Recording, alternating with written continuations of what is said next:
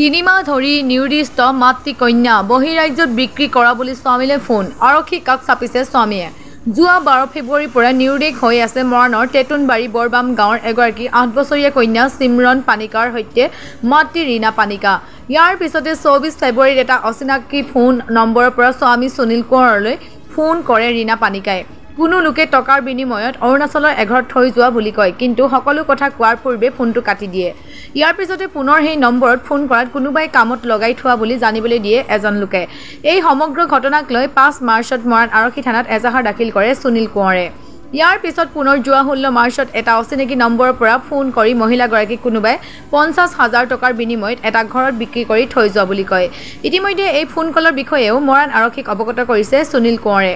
ঘটনাৰ সন্দৰ্ভত মৰাণ আৰক্ষীয়েও তদন্ত অভিযান অব্যাহত ৰাখিছে। ইফালে এই ঘটনাক লৈ তীব্ৰ প্ৰতিক্ৰিয়া প্ৰকাশ কৰিছে সদৌ আদিবাসী ছাত্ৰ সন্থা আৰু সদৌ অসম চাহ জনজাতিৰ ছাত্ৰ সন্থাই। দুষ্ট চক্ৰৰ প্ৰলোভনেৰে বহিৰাজ্যলৈ নি টকাৰ বিনিময়ত বিক্ৰী কৰা সন্দেহ মাতৃকন্যাক উদ্ধাৰ কৰি দোষীক কঠোৰ শাস্তি বিহিবলৈ আৰক্ষী প্ৰশাসনক দাবী জনাইছে দল সংগঠনে। সুনীল কোঁৱৰ তেতুনবাৰী বৰগাঁও। কি হ'ল ঘটনাটো? ঘটনা মানে 12 ফেব্ৰুৱাৰী ৰাতি মানুহজনী ঘৰৰ পৰা ওলাই গুচি গ'ল। এতিয়া বিচাৰ কোচাৰ কৰি থাকোঁতে ক'তো মানে একো হেৰি নাই পোৱাল। আগৰ পৰা নেপালৰ পিছত আৰু গোটেই বিচাৰি মেলি যেতিয়া 24 তাৰিখে অৰুণাচলৰ পৰা তাই ফোন কৰিছে। নাম্বাৰ এজনে দিলে, কাৰোবাৰ নম্বৰ লৈ পিনে ফোন কৰিলে তাই, মই ইয়াত অৰুণাচলত আছোঁ বুলি। তাৰপৰা একো মানে ফোনত একো কোনো আৰু কণ্টেক্ট হোৱা নাই। তাক কোনোবাই বিকি দিছে বুলি কৈছে তাই তাত, কিন্তু এতিয়ালৈকে আৰু কোনো সূত্ৰ ওলোৱা নাই। থানাতো আহি পিনে জনালোঁ, থানায়ো বিচাৰ কোচাৰ কৰি আছে। মই থানাকো অনুৰোধ জনাইছোঁ যে যাতে সোনকালে বিচাৰ কোচাৰ কৰি কিবা এটা হেৰি কৰক।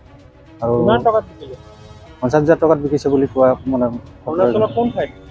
ঠাইতো গম নাপাওঁ। এতিয়া মানুহজনীও ক'ব নোৱাৰে বা ময়ো গম নাপাওঁ। তাৰ ফোন নাম্বাৰ কিবা কণ্টেক্ট হেৰি আছে, তেওঁ ফোন কণ্টেক্ট দিয়ে কথা পাতিছোঁ। ইয়াত ছোৱালী এজনী আছে লগত, 8 বছৰীয়া, আৰু মানুহজনী আছে। আপোনাৰ ছোৱালী? হয়। আৰু আপোনাৰ মানুহজনী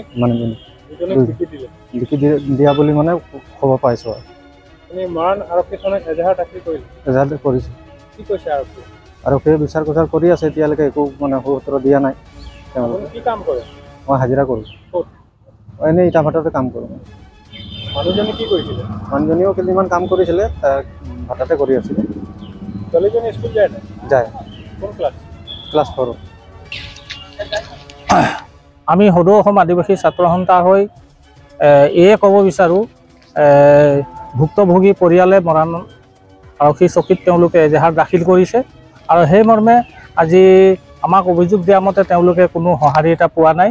তো আমি প্ৰশাসনক এয়ে ক'ব বিচাৰোঁ, যাতে ভুক্তভোগী পৰিয়ালটোক ৰীনা পানিকা আৰু সমীৰণ পানিকাক, 2 মাতৃ আৰু জীয়েকক যাতে প্ৰশাসনে উদ্ধাৰ কৰি দিবৰ কাৰণে আমি সদৌ অসম আদিবাসী ছাত্ৰ সন্থা হৈ আমি দাবী উত্থাপন কৰিছোঁ। আৰু আমি জানিব পৰাত যি ব্যক্তিগৰাকী আজি অৰুণাচলত আছে, মালিকাধীন ঘৰত আছে, তেওঁলোকে অলৰেডি সুনীল কোঁৱৰে যোগাযোগ কৰি আছে। জানিব পৰাত 50,000 টকা তেওঁলোকে বিক্ৰী কৰিছে।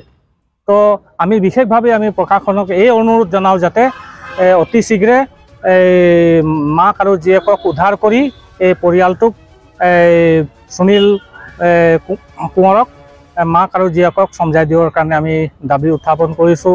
লগতে পৰৱৰ্তী সময়ত যদি প্ৰশাসনে কোনো যদি বিহিত ব্যৱস্থা লয়, তেতিয়াহ'লে আদিবাসী ছাত্ৰ সন্থাও আমি প্ৰতিবাদী কাৰ্যসূচী আমি ল'বৰ কাৰণে বাধ্য হ'ব লাগিব। কাৰণ আমাৰ জনগোষ্ঠী হয়, আমাৰ জনগোষ্ঠীৰ এজন মাক আৰু জীয়েক হেৰাই গৈছে, কিন্তু আজি বহুত দুখ লগা কথা। কিন্তু যেতিয়ালৈকে উদ্ধাৰ নকৰে তেতিয়ালৈকে আমি প্ৰশাসনক আমি হেঁচা প্ৰয়োগ কৰিয়ে থাকিম। ইতিমধ্যে যিটো চক্ৰ তেওঁলোকক বিক্ৰী কৰিছে বা অৰুণাচলত তেওঁলোক ক'ত আছে, এই সংক্ৰান্ততো কিবা খবৰ পাইছে? এই সংক্ৰান্তত তেওঁলোকে ফোনাফোনিত, সুনীল কোঁৱৰে ফোনাফোনিত তেওঁলোকে যোগাযোগ কৰিছে। যোগাযোগ কৰোঁতে তেওঁলোকৰ মানে নাম্বাৰো এটা পাইছিলে, 9902658022, এই নম্বৰত মানে যোগাযোগ হৈছিলে তেওঁলোকৰ। তো সেই যোগাযোগ নম্বৰতে আমাৰ প্ৰশাসনক আমি দাবী উত্থাপন কৰোঁ। লগতে আমাৰ মালিকাধীন ঘৰত থকা 60338723 02 এই নাম্বাৰতো তেওঁলোকে যোগাযোগ হৈছে। তাৰ মাজতো প্ৰশাসনে আজি এই নাম্বাৰ সম্পূৰ্ণ পোৱাৰ পাছতো প্ৰশাসনে যাৱতীয় ব্যৱস্থা নোলোৱাত মানে দুৰ্ভাগ্যজনক মানে আমি সদৌ অসম আদিবাসী ছাত্ৰ সন্থা হৈ আমি ভাবোঁ। তো আমি আশা ৰাখিছোঁ অতি শীঘ্ৰেই প্ৰশাসনে বিহিত ব্যৱস্থা লৈ যাতে মাক আৰু জীয়েকক উদ্ধাৰ কৰি সুনীল কোঁৱৰক সমজাই দিবৰ কাৰণে আমি দাবী উত্থাপন কৰিছোঁ। হয়, এয়া এক মানৱ সমাজক লজ্জিত কৰা বিষয়, যিহেতু তেতুনবাৰীৰ ৰীনা পানিকা বুলি মহিলাগৰাকী কোনোবা দুচকুৰে 50,000 টকাত অৰুণাচলত বিক্ৰী কৰা বুলি আমি খবৰ পাইছোঁ। ইয়াৰ দুৰ্ভাগ্যজনক কথা, যিহেতু বৰ্তমান সময়তো যে এনেকুৱা ধৰণৰ কোনোবা দুচকুৰে আছে যিনি পইচাৰ লোভত মানৱ সমাজক বিক্ৰী কৰিব পাৰিছে। গতিকে আমি আগতেও প্ৰশাসনক জনোৱা হৈছে, কথাত অৱগত কৰা হৈছে, তথাপিও আজি পৰ্যন্ত কিন্তু আমি একো সন্ধান পোৱা নাই। গতিকে আমি অসম স্বাধীন ছাত্ৰ সন্থা মৰাণৰ তৰফৰ পৰা পুনৰবাৰ আমি প্ৰশাসনক অনুৰোধ জনাইছোঁ যে অতি শীঘ্ৰে সেই মহিলাগৰাকীক ঘৰলৈ যাতে উভতাই আনিব পাৰে তাৰ ব্যৱস্থা কৰে। আৰু ইয়াৰ লগতে আমি আমাৰ যি স্থানীয় লোক আছে তেতুনবাৰীৰ সকলোকে আমি এই ক্ষেত্ৰত সহায় সহযোগ কৰিবলৈ অনুৰোধ জনাইছোঁ। আৰু লগতে সকলো ৰাইজক আমাৰ মোবাইল নম্বৰ দিয়া আছে, কোনোবাই যদি সন্ধান পায় এই মোবাইল নম্বৰত জনাবলৈ আমি অনুৰোধ জনাইছোঁ। সঁচাকৈ কোনে বিক্ৰী কৰিছে, অকল দুচকুৰে 50,000 টকাত বিক্ৰী কৰিছে। আমি প্ৰশাসনক অনুৰোধ জনাইছোঁ তেখেতলোকক অতি শীঘ্ৰে কৰায়ত্ব কৰি উচিত শাস্তিৰ ব্যৱস্থা কৰি দিয়ে যেন, আৰু ভৱিষ্যতে যাতে তেওঁলোকে এনেকা আৰু মানৱ সমাজক বিকৃত কৰাৰ কথা যাতে চিন্তা কৰিব নোৱাৰে। গতিকে আমি পুনৰবাৰ অনুৰোধ জনাইছোঁ যে তেখেতলোকক কঠোৰতম শাস্তি প্ৰদান কৰে যেন।